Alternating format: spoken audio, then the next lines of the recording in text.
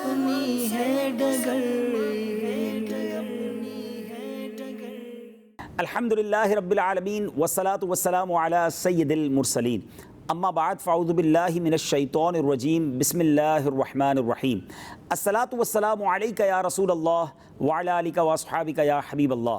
الصلاة والسلام علیک یا نبی اللہ وعلی آلک واصحابک یا نور اللہ. ناظرین، آج سے ہم ایک بہت ہی خوبصورت سلسلہ شروع کرنے جا رہے ہیں جس کا نام ہے مسلمان کو کیسا ہونا چاہیے.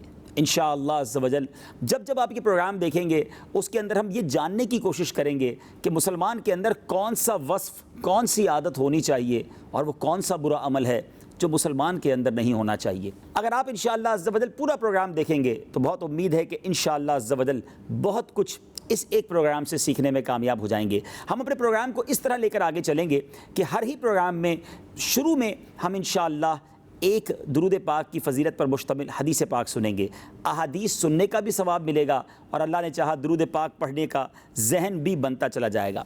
اسی کے ساتھ ساتھ انشاءاللہ ہم ایک پراپر ٹاپک کو لے کر چلیں گے جس کے تحت قرآن و حدیث کی روشنی میں کچھ انشاءاللہ عز و جل سبق حاصل کرنے کی کوشش کریں گے. اور پروگرام کے اختتام پر، کیونکہ ہمارا پروگرام 30 منٹ کا ہوا کرے گا، آخری 5 منٹ میں انشاءاللہ عز و جل ہم فیضان رمضان کے نام پر ایک سیگمنٹ کریں گے جس میں انشاءاللہ ماہ رمضان سے متعلق کچھ پیاری پیاری باتیں سیکھنے کی، سمجھنے کی کوشش کریں گے. آج درود پاک کی فضیلت پر مشتمل کون سی حدیث پاک سننی ہے؟ مصطفیٰ جان رحمت شمع بزم ہدایت صلی اللہ تعالی علیہ وسلم کا فرمان عالی شان ہے کہ تم اپنی مجلسوں کو مجھ پر درود پاک پڑھ کر آراستہ کیا کرو کہ تمہارا مجھ پر درود پاک پڑھنا کل بروز قیامت تمہارے لیے نور ہوگا. تو ناظرین، اب ذرا سوچئے، ہم جب بھی کسی گیدرنگ میں، کسی محفل میں، کسی مجلس میں بیٹھیں اور اپنی اس مجلس کو اگر ڈیکوریٹ کرنا چاہتے ہیں، مزین کرنا چاہتے ہیں، تو سرکار والا تبار صلی اللہ تعالی علیہ وسلم کی ذات والا تبار پر خصوصاً درود پاک پڑھتے رہا کریں. یہاں ایک مشورہ بھی دینا چاہوں گا، مبارک مہینہ ہے، رحمتوں کا مہینہ ہے، جتنا ہو سکے درود پاک پڑھتے رہا کریں. چلتے پھرتے اٹھتے بیٹھتے درود پاک پڑھتے رہیے اور اس کی برکتیں لوٹتے رہیے. دنیا بھر میں جہاں کہیں ہیں، آئیے مل کر ایک بار نبی پاک علیہ الصلوۃ والسلام کی بارگاہ میں درود و سلام کا نذرانہ پیش کرتے ہیں. صلو علی الحبیب صلی اللہ تعالی علی محمد صلی اللہ علیہ وسلم. آج کس موضوع پر بات کرنی ہے؟ آج کا ٹاپک یونیک بھی ہے اور بڑا دلچسپ بھی ہے. آج ایک ایسی عادت، ایک ایسی ہیبٹ پر ہم بات کریں گے جو ہر انسان کے ساتھ جڑی ہوئی ہے. جی ہاں، ہم چاہیں بھی تو اس سے چھٹکارا حاصل نہیں کر سکتے اور اس کی وجہ بھی بڑی یونیک ہے. وجہ یہ ہے کہ ہمارا جو دل ہے اس میں یہ عادت گویا بلٹڈ ہے، موجود ہے، ہم اسے اپنے آپ سے الگ نہیں کر سکتے.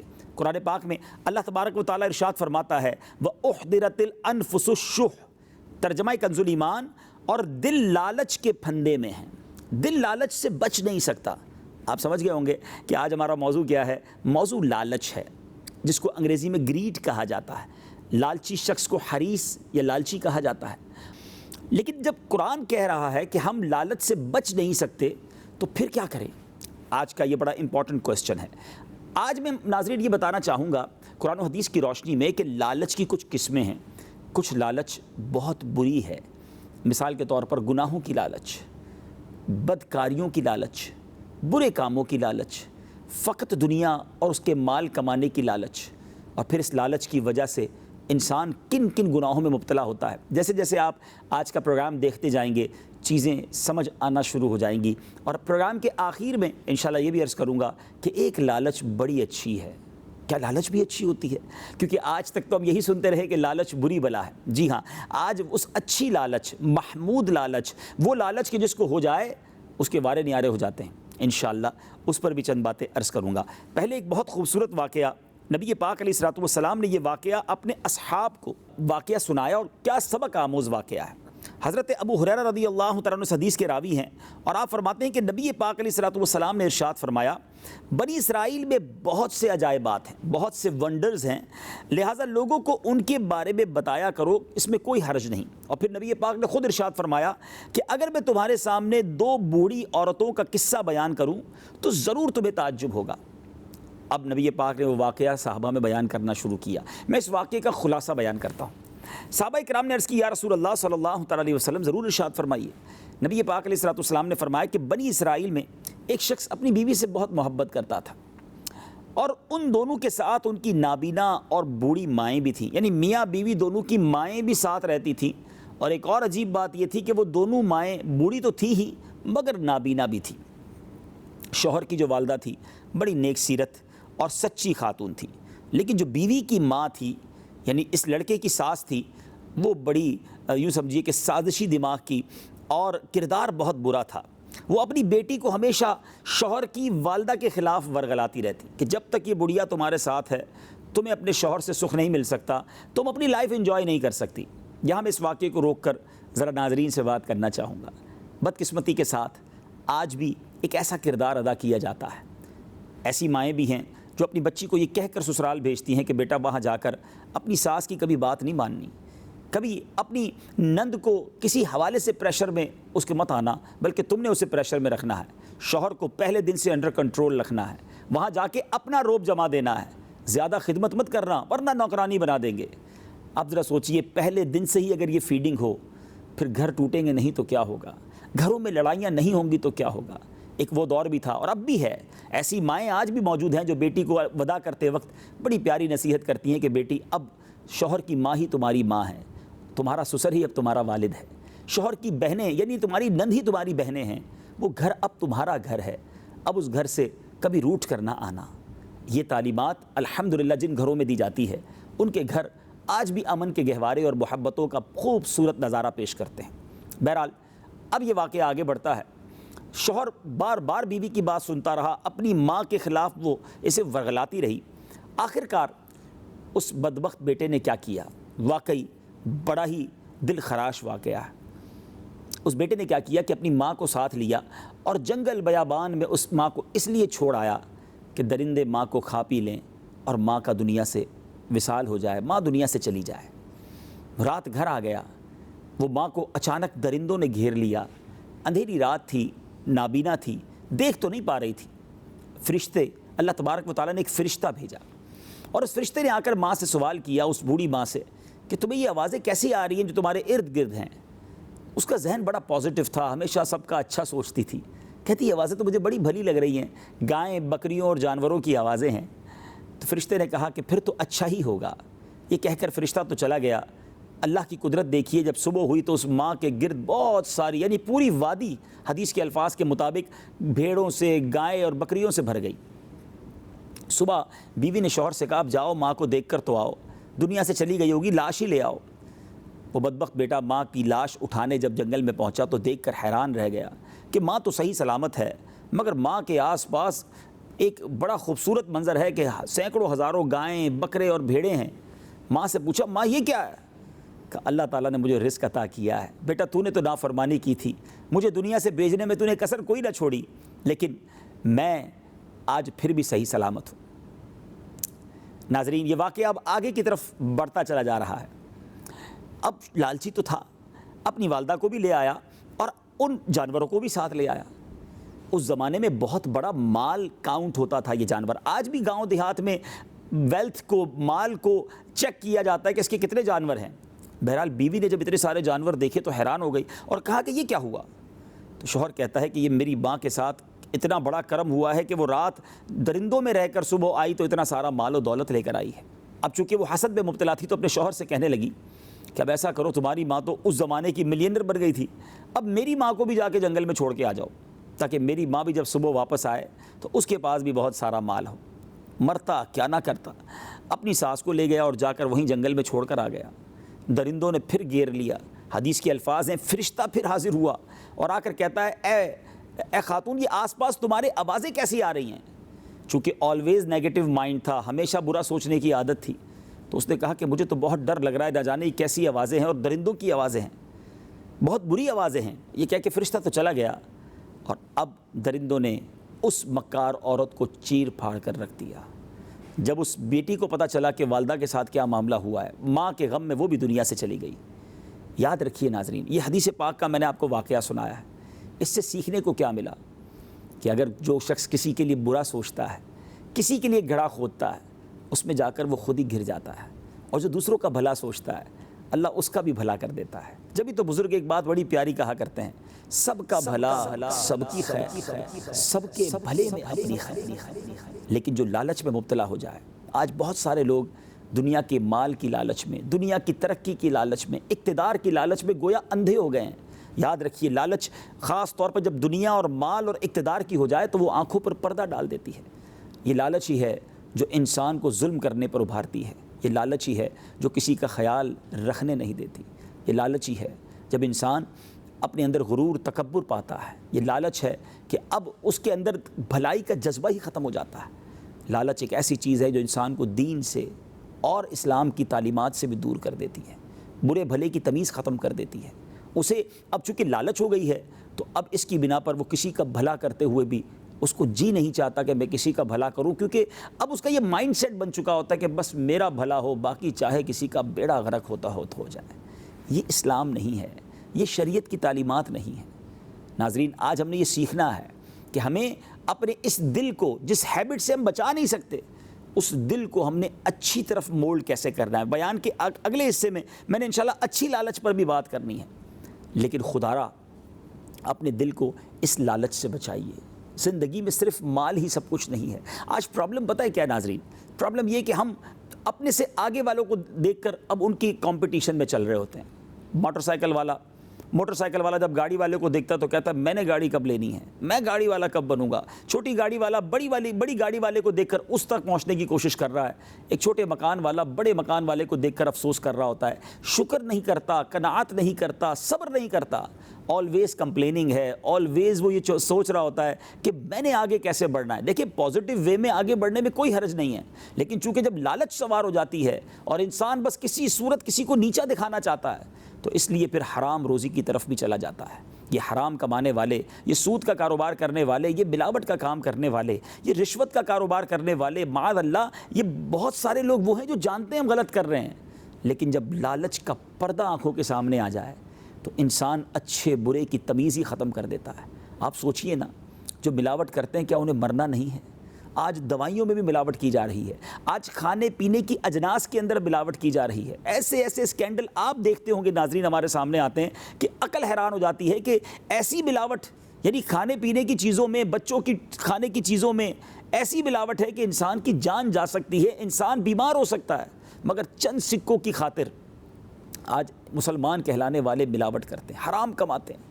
یہاں تک کہ دوائیوں میں ملاوٹ، دوائی تو جان بچانے کے لیے ہوتی ہے، مگر بدقسمتی یہ ہے کہ ایسے بھی لوگ ہیں جو چند سکوں کی خاطر وہاں بھی ملاوٹ کرتے ہیں۔ یہ اور کیا ہے لالچ نہیں تو؟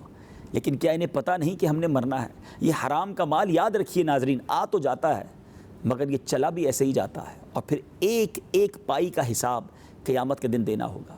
لالچ کرنے والا ظالم بن جاتا ہے، اب اسے پرواہ نہیں ہوتی کہ مظلوم کا کیا حال ہوگا۔ لوگ زمینیں ہتھیار لیتے ہیں، پیسے لے لیتے ہیں، قرضہ لیتے ہیں، واپس نہیں لوٹاتے۔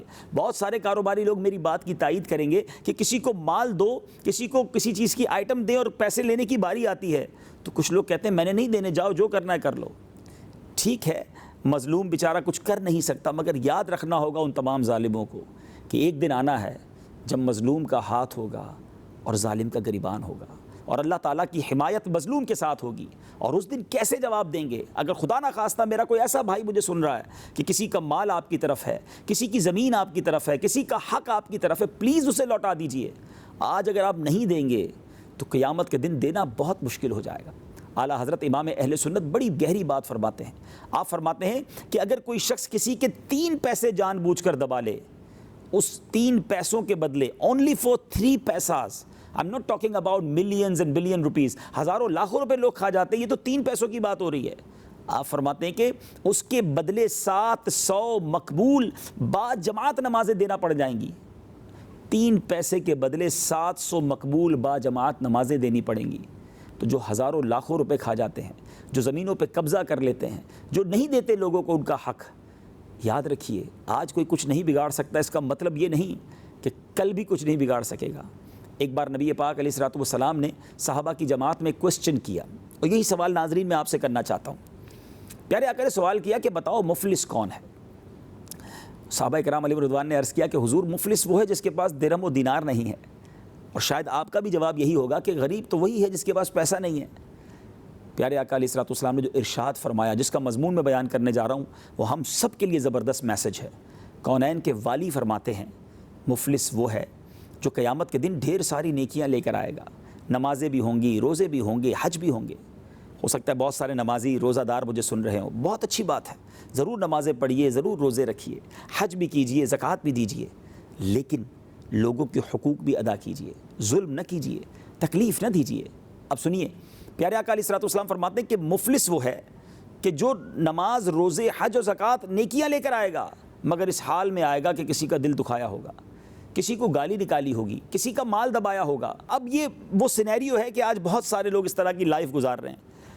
اب نبی پاک فرماتے ہیں کہ اب اللہ تبارک و تعالیٰ کی بارگاہ میں وہ مظلوم کھڑے ہو جائیں گے اور رب تعالیٰ سے عرض کریں گے مولا ہمارا حق دلا۔ تو اب کیا ہوگا؟ اب یہ ہوگا کہ ایک ایک کر کے نیکیاں لے کر جائیں گے۔ نبی پاک فرماتے ہیں کہ وہ لوگ نیکیاں لے کر جائیں گے، اور پیارے آقا علیہ الصلوۃ والسلام فرماتے ہیں کہ نیکیاں ختم ہو جائیں گی، مگر ابھی بھی لوگ باقی بچیں گے۔ نیکیاں ختم، حقوق لینے والے کھڑے ہوں گے رب کی بارگاہ میں۔ اب پیارے آقا علیہ الصلوۃ والسلام فرماتے ہیں مظلوموں کے گناہ اس شخص کے سر پر ڈالے جائیں گے، اور پھر یہ تہی دامن ہو جائے گا، اور قیامت کے دن اعلان ہوگا کہ یہ وہ شخص ہے جو ڈھیر ساری نیکیاں لے کر آیا، مگر آج لوگوں کے حق دبا کر، لوگوں کو تکلیف پہنچا کر آیا تھا، اس لیے اسے جہنم میں ڈالا جا رہا ہے۔ پلیز سمجھیے اس بات کو، کسی کا دل نہ دکھائیے، کسی کا مال نہ دبائیے، کسی پر ظلم نہ کیجیے، لوگوں کو خوش کر کے، لوگوں کی خیر خواہی کر کے زندگی گزاریے۔ بہرحال لالچ ایک ایسی بری بلا ہے کہ جس کی وجہ سے انسان بہت سارے گناہوں کی طرف چلا جاتا ہے۔ میں بات کر رہا تھا کہ آج ہمارا یہ مائنڈ سیٹ بن گیا ہے کہ ہمیں اپنے سے آگے والوں کو کمپیٹ کرنا ہے، ان سے آگے نکلنا ہے۔ یاد رکھیے یہ وہ ریس ہے، یہ وہ کمپٹیشن ہے جو کبھی ختم نہیں ہوگا۔ ہر شیر کا سوا شیر موجود ہے۔ آپ کتنے ہی پیسے والے کیوں نہ بن جائیں، کسی اور کو دیکھ کر آپ پھر اگر آپ کا ذہن ہی یہی ہے تو آپ اپنے آپ کو ڈی مورلائز کر لیں گے۔ آج ہمارے گھروں کا کیا حال ہے، کسی کے گھر جائیں تو گھر آ کر اب یہ ڈیمانڈ ہوتی ہے، اس کے ڈرائنگ روم میں دیکھا تھا آپ نے کتنا زبردست فرنیچر تھا، اس نے اپنے بیٹے کی شادی میں کتنا بڑا فنکشن کیا، میں نے اس سے آگے نکلنا ہے، میں نے ویسی جیولری پہننی ہے۔ میری بہنیں بھی مجھے سن رہی ہیں، پلیز اتنا پریشرائز نہ کریں اپنے گھر کے مرد حضرات کو کہ میں نے وہ لینا ہے، میں نے یہ لینا ہے۔ ان کی آمدنی تھوڑی ہے، لمیٹڈ ہے۔ اب وہ زیادہ کے چکر میں جب حرام کی طرف چلے جائیں گے تو حرام آپ بھی کھائیں گی۔ ہمارے گھر میں کیوں حرام کے لقمے آئیں؟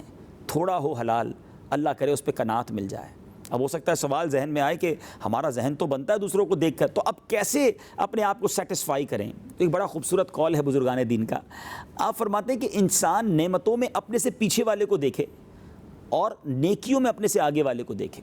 ہم بالکل الٹا چلتے ہیں، ہم نعمتوں میں اپنے سے آگے والے کو دیکھ رہے ہوتے ہیں، نیکیوں میں اپنے سے پیچھے والے کو دیکھ رہے ہوتے ہیں۔ نیکیوں میں کوئی کہے نا جناب پورے رمضان کے روزے کیوں نہیں رکھتے؟ تو کوئی کہتا ہے جناب میں 20 تو رکھتا ہوں، میرا دوست ہے وہ تو ایک بھی نہیں رکھتا۔ ارے جناب آپ فجر کی نماز چھوڑ دیتے ہیں۔ ارے بھائی میری فجر کی نماز ہی قضا ہوتی ہے نا، ہمارے کئی لوگ تو جمعہ ہی پڑھتے صرف۔ یعنی نیکیوں میں کم والوں کو دیکھ رہے ہیں، مال اور دولت اور دنیا میں آگے والوں کو دیکھ رہے ہیں۔ یہ ٹوٹلی رانگ ہے۔ ہمیں کرنا کیا چاہیے؟ ہمیں یہ کرنا چاہیے کہ اگر مثال کے طور پہ میرا کوئی ایسا بھائی مجھے دیکھ رہا ہے کہ چھوٹے سے مکان میں رہتا ہے اور ہر وقت یہ کڑتا رہتا ہے کہ میرے پاس چھوٹا سا ہی مکان ہے، تو اس کے لیے اس کو چاہیے کہ وہ ان لوگوں کو دیکھے جو جھونپڑی میں رہتے ہیں۔ جو جھونپڑی میں رہنے والا ہے اگر مجھے دیکھ رہا ہے تو وہ ان کے بارے میں سوچے جو روڈ پہ سوتے ہیں، اور اگر کوئی سڑک پر ہی سوتا ہے تو وہ اس بات پر اللہ کا شکر ادا کرے کہ مالک تیری مہربانی، سڑک پہ سو رہا ہوں، ہسپتال کے بیڈ پر نہیں سو رہا، کسی جیل کی کال کوٹری میں نہیں۔ ہزاروں لاکھوں لوگ جیلوں میں بھی تو ہے نا، اللہ نے ہمیں آزاد رکھا، یہ اللہ کی نعمت نہیں ہے؟ کیسے کیسے بیمار ہیں آج دنیا میں، ایسے ایسے بیمار ہیں، اتنی بیماریاں ہیں، کھانا بھی نہیں کھا سکتے۔ ہاسپٹل کے بستروں پر جا کر تو دیکھیے ذرا، اللہ نے مجھے چلتا پھرتا رکھا ہے اور پھر بھی میں ڈی مورلائز ہوتا رہوں کہ رب نے مجھے کچھ دیا نہیں ہے۔ انشاءاللہ اگلے کسی سلسلے میں ہم نے شکر کے ٹاپک پر پورا ایک بیان کرنا ہے تاکہ مزید اس بات کو ہم انشاءاللہ کلیریفائی کریں گے۔ لیکن آج اس بات میں نے جو عرض کرنی ہے کہ آپ نیکیوں میں اپنے سے آگے والوں کو دیکھیں اور نعمتوں میں اپنے سے کمتر کو دیکھیں، سکون آ جائے گا، سیٹسفائی ہو جائیں گے، قناعت کی دولت مل جائے گی۔ نیکیوں میں کیا کرنا ہے؟ اگر جس طرح مجھے ایک اچھے گھر والے کو دیکھ کر فکر شروع ہو جاتی کہ میرا ایسا اچھا گھر کب ہوگا، تو کبھی کسی 5 وقت کے نمازی کو دیکھ کر یہ خیال کیوں نہیں آتا کہ میں کب 5 وقت کا نمازی بنوں گا؟ جو 5 وقت کا نمازی مجھے سن رہا ہے، کبھی تہجد گزار کو دیکھ کر یہ خیال کیوں نہیں آتا کہ یار میرا رشتہ دار ہی ہے مگر تہجد روزانہ پڑھتا ہے؟ کسی روزانہ قرآن پاک پڑھنے والے کو دیکھ کر یہ مجھے ذہن میں کیوں خیال نہیں آتا کہ یار یہ روز ماشاءاللہ قرآن پاک 1 پارہ پڑھتا ہے، میں بھی پڑھوں گا؟ اگر کمپٹیشن کرنا ہے تو نیکیوں کا کیجیے نا۔ ہمارے صحابہ کا تو یہی حال ہوا کرتا تھا۔ اور اب آئیے بیان کے آخر میں آپ کو یہ بتاتا ہوں کہ وہ کون سی لالچ ہے جو محمود ہے، جو پسندیدہ ہے، جو اچھی ہے؟ اور ہمارا دل جب لالچ سے بچ نہیں سکتا تو کیسے اس عادت کو مولڈ کریں؟ تو جناب وہ لالچ ہے نیکیوں کی لالچ۔ اللہ کرے مجھے اور آپ کو نیکیوں کی لالچ نصیب ہو جائے، یہ ذہن بن جائے کہ اس دنیا میں زیادہ سے زیادہ نیکیاں کما کے جانا، جی نہ بھرے نیکیاں کر کے، سجدہ کروں تو سجدے ہی کرنے کا دل چاہے، اے کاش تلاوت کروں تو پڑھتا ہی چلا جاؤں۔ ہمارے بزرگان دین کا انداز ایسا ہی تو تھا نا، کیا آپ نے نہیں سنا؟ شیخ عبد القادر جیلانی رضی اللہ تعالیٰ عنہ نے 15 سال تک روزانہ رات ایک قرآن پاک ختم کیا۔ امام اعظم ابو حنیفہ رضی اللہ تعالیٰ عنہ 40 سال تک عشاء کے وضو سے فجر کی نماز ادا کرتے رہے۔ یہ کیسے ساری رات عبادت کرتے، یہ کیسے ساری رات قرآن پڑھتے؟ 1,000 نوافل اولیاء کرام سے ثابت ہیں وہ ایک رات میں پڑھا کرتے تھے، کیونکہ انہیں نیکیوں کی لالچ تھی۔ حضرت ابوبکر صدیق رضی اللہ تعالیٰ عنہ کو کون نہیں جانتا؟ آپ یار غار بھی ہیں اور یار مزار بھی ہیں رضی اللہ تعالیٰ عنہ۔ اتنا بڑا مرتبہ ہونے کے باوجود نیکیوں کا شوق کیسا تھا کہ ایک بار سرور کائنات علیہ الصلوۃ والسلام نے کوسچن کیا، صحابہ کرام موجود تھے کہ بتاؤ آج کون ہے جس نے روزہ رکھا ہے؟ وہ رمضان کا مہینہ نہیں تھا۔ صدیق اکبر رضی اللہ تعالیٰ عنہ نے کہا حضور آج میں نے روزہ رکھا ہے۔ پیارے آقا علیہ الصلوۃ والسلام نے ارشاد فرمایا اچھا یہ بتاؤ تم میں سے وہ کون ہے جس نے آج مسکین کو کھانا کھلایا ہے؟ حضرت صدیق اکبر رضی اللہ تعالیٰ عنہ نے عرض کی حضور آج میں نے مسکین کو کھانا بھی کھلایا ہے۔ آقا علیہ الصلوۃ والسلام نے پھر کوسچن کیا بتاؤ کون ہے تم میں سے جس نے آج کسی جنازے میں شرکت کی ہے؟ کہا حضور آج میں نے جنازے میں بھی شرکت کی ہے۔ نبی پاک علیہ الصلوۃ والسلام نے فرمایا کہ آج وہ کون ہے جس نے کسی مریض کی عیادت کی ہے؟ آپ رضی اللہ تعالیٰ عنہ عرض کرتے ہیں کہ حضور آج میں نے مریض کی بھی عیادت کی ہے۔ اللہ اکبر۔ نبی پاک صلی اللہ تعالیٰ علیہ وسلم نے ارشاد فرمایا کہ جس شخص میں یہ چاروں خصلتیں جمع ہو جائیں اس پر جنت واجب ہو جاتی ہے۔ ذرا سوچئے ناظرین، یہ کیوں اتنا شوق تھا؟ ایک ہی دن میں اتنی نیکیاں کیوں کرنی تھی؟ They know very well that we have to go, ہم سب کو جانا ہے، تو زیادہ نیکیاں لے کر نہ جائیں، زیادہ برکتیں لے کے نہ جائیں۔ ہمارے اسلاف اللہ کا ذکر کتنا کرتے تھے۔ حضرت جنید بغدادی رحمۃ اللہ تعالی علیہ کو کون نہیں جانتا؟ اولیاء کرام میں بہت بڑا آپ کا نام ہے، مگر آپ اتنا ذکر اللہ کرتے کہ ایک بار ایک باربر شاپ، ایک نائی کی دکان پر گئے اور نائی نے کہا حضور تھوڑی دیر کے لیے خاموش ہو جائیں، آپ کی مونچھیں کاٹنی ہیں، اگر آپ خاموش نہیں ہوں گے تو آپ کو کٹ لگ سکتا ہے۔ حضرت جنید بغدادی رحمۃ اللہ تعالی علیہ نے کمال کا جواب دیا۔ آپ فرماتے ہیں زخم لگتا ہے تو لگ جائے، تم اپنا کام کرو، میں اللہ کا ذکر کو موقوف نہیں کر سکتا۔ اتنی نیکیاں چاہیے تھیں، اتنا ثواب چاہیے تھا، کیوں؟ انہیں لالچ تھی نیکیوں کی، وہ چاہتے تھے زیادہ سے زیادہ ثواب حاصل کر لیں۔ کاش میرا اور آپ کا یہ ذہن بن جائے۔ ہم سوشل میڈیا پر گھنٹوں نکال دیتے ہیں، بہت سارے ایسے کاموں میں ہم اپنا وقت گزار رہے ہیں جس میں کوئی ثواب نہیں ہے۔ کیوں نہ ہم زیادہ سے زیادہ نیکیاں کما لیں؟ دیکھیں دنیا کا دستور ہے ہم بہت سارا کام کریں تو اچھے پیسے ملتے ہیں، اچھی ارننگ کے لیے ٹف محنت کرنی پڑتی ہے، لیکن اللہ کی رحمت دیکھیں تھوڑا سا کام کریں ثواب کتنا عطا فرماتا ہے۔ ناظرین ذرا مل کر میرے ساتھ کہیے نا سبحان اللہ، اب کہیے الحمدللہ، اب کہیے اللہ اکبر۔ کتنی دیر لگی؟ چند سیکنڈ ہی تو لگے نا، سبحان اللہ۔ لیکن میرے نبی علیہ الصلوۃ والسلام کے سچے وعدے ہیں، جو ایک بار سبحان اللہ کہے اس کے لیے جنت میں درخت لگا دیا جاتا ہے، ایک بار الحمدللہ کہے جنت میں درخت لگا دیا جاتا ہے، ایک بار اللہ اکبر کہے اس کے لیے جنت میں درخت لگا دیا جاتا ہے۔ پھر کیوں نہ ہم اللہ کا ذکر صبح و شام کریں، نبی پاک پر درود پڑھتے رہیں، جیسے ہی تھوڑا موقع ملے یاسین شریف کیوں نہ پڑھ لوں، 6-7 منٹ میں 10 قرآن پاک پڑھنے کا ثواب۔ کاش میرا اور آپ کا یہ ذہن بن جائے کہ جو ہمارے پاس پورے دن میں پیسج آف ٹائم ہوتے ہیں ہم اس میں کچھ نیکیاں کرنے کی عادت ڈال لیں، کچھ علم دین حاصل کرنے کی عادت ڈال لیں، تو انشاءاللہ روزانہ بہت ساری نیکیاں ہم جمع کر سکتے ہیں۔ تو بہرحال مختصر سا چونکہ پروگرام ہے تو لالچ کے دونوں اسپیکٹ بیان کرنے کی کوشش کی۔ ایک لالچ وہ ہے جو شریعت کو پسند نہیں ہے، جس کی وجہ سے انسان حرام روزی کی طرف، ظلم و ستم کی طرف اور اللہ کی نافرمانی کی طرف چلا جاتا ہے، اور ایک لالچ وہ ہے جو نیکیوں کی لالچ ہے۔ اللہ مجھے اور آپ کو نیکیوں کا حریص بنائے اور خوب نیکیاں کمانے کی توفیق عطا فرمائے۔ تو مسلمان ایسا لالچی نہیں ہوتا کہ جس سے لوگوں کو تکلیف ہو اور حرام کی طرف جائے۔ مسلمان کیسا ہوتا ہے؟ وہ نیکیوں کا حریص ہوتا ہے۔ اللہ مجھے اور آپ کو نیکیوں کا حریص بنائے۔ ناظرین روزانہ اپنے سلسلے کے اس پروگرام کے اختتام پر ہم ایک خوبصورت سیگمنٹ کیا کریں گے جس کا نام ہے فیضان رمضان۔ آئیے چلتے ہیں اپنے سیگمنٹ کی طرف، فیضان رمضان۔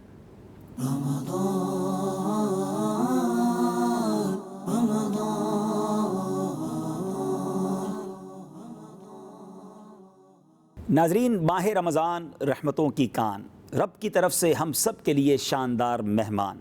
اس مہینے کی تو کیا ہی بات ہے، ہر گھڑی رحمت بھری ہے۔ پہلا عشرہ عشرہ رحمت، دوسرا عشرہ عشرہ مغفرت، اور تیسرا عشرہ جہنم سے آزادی کا عشرہ۔ یہ وہ مہینہ ہے جس میں قرآن کا نزول ہوا۔ سبحان اللہ، قرآن مجید فرقان حمید میں رب تعالیٰ اس مبارک مہینے کے بارے میں کیا فرماتا ہے؟ آئیے قرآن پاک کی کچھ آیات سنتے ہیں اور اس کا ترجمہ سنتے ہیں۔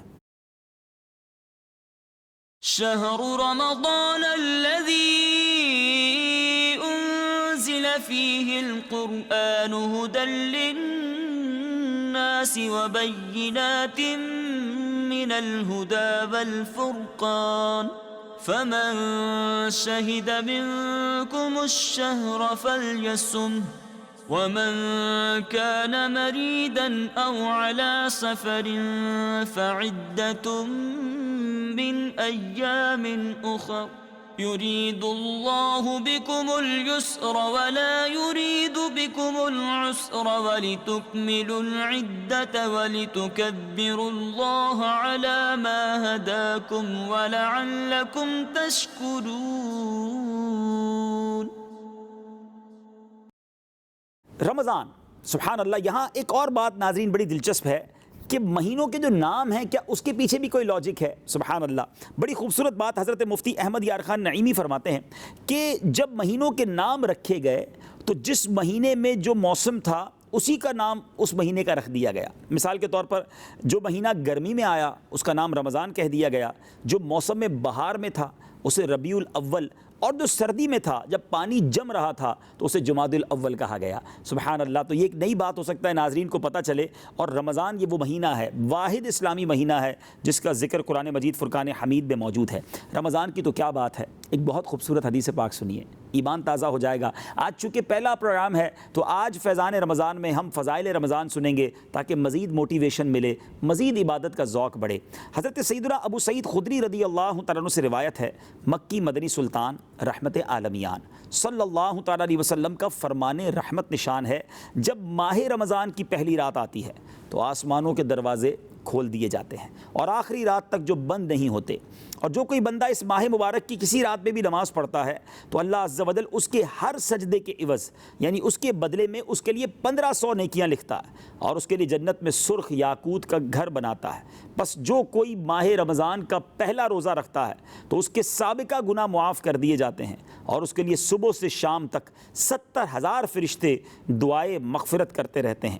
رات اور دن میں جب بھی وہ سجدہ کرتا ہے اس کے ہر سجدے کے بدلے اسے جنت میں ایک ایسا درخت عطا کیا جاتا ہے کہ اس کے سائے میں گھڑ سوار جو ہے 500 برس تک چلتا رہے۔ اللہ اکبر، ہر گھڑی گویا برکتوں والی ہے۔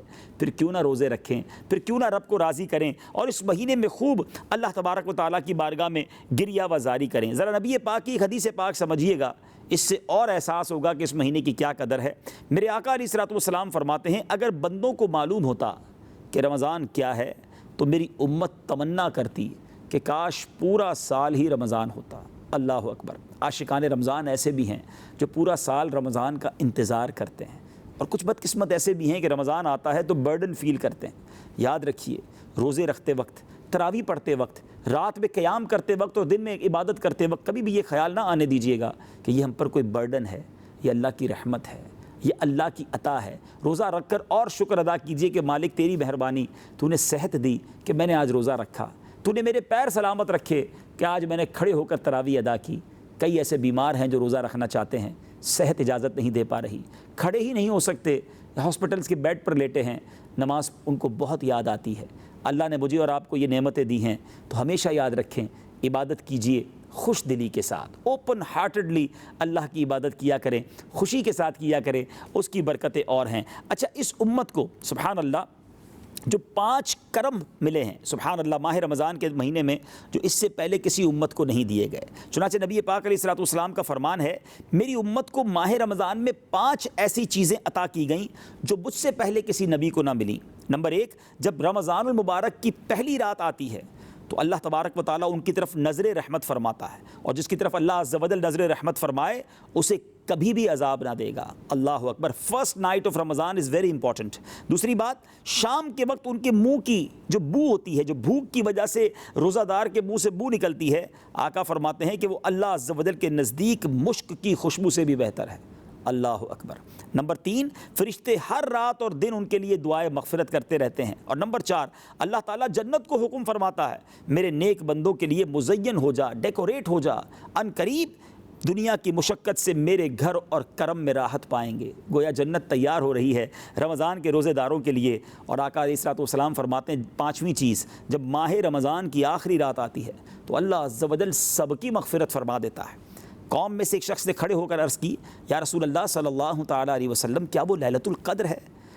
فرمایا نہیں، کیا تم نہیں دیکھتے کہ مزدور جب اپنے کاموں سے فارغ ہو جاتے ہیں تو انہیں اجرت دی جاتی ہے؟ تو کیوں نہ اس مہینے میں خوب کوششیں کریں۔ ناظرین، سلسلے کا وقت اب اختتام کے قریب ہے۔ ہمارا سلسلہ مسلمان کو کیسا ہونا چاہیے، اگلے سلسلے میں ایک اور خوبصورت ٹاپک لے کر حاضر ہوں گے، اور انشاءاللہ عز و جل فیضان رمضان سیگمنٹ میں کچھ اور رمضان کے مسائل اور فضائل سنیں گے۔ انشاءاللہ اگلے سلسلے میں پھر ملاقات ہوگی۔ آپ ہمیں اپنی دعاؤں میں یاد رکھیں، ہم آپ کے لیے دعا گو ہیں۔ رب کریم صحت کے ساتھ، عافیت کے ساتھ پورے روزے رکھنا، پوری تراویح پڑھنا اور خوب عبادت کرنا نصیب فرمائے، اور مغفرت پانے والوں میں مولا کریم ہم سب کا نام بھی تحریر فرمائے۔ صلو علی الحبیب صلی اللہ تعالی علی محمد صلی اللہ علیہ وسلم۔ ایک ہو ہم سب مسلمان، ایک اپنی ہے ڈگر،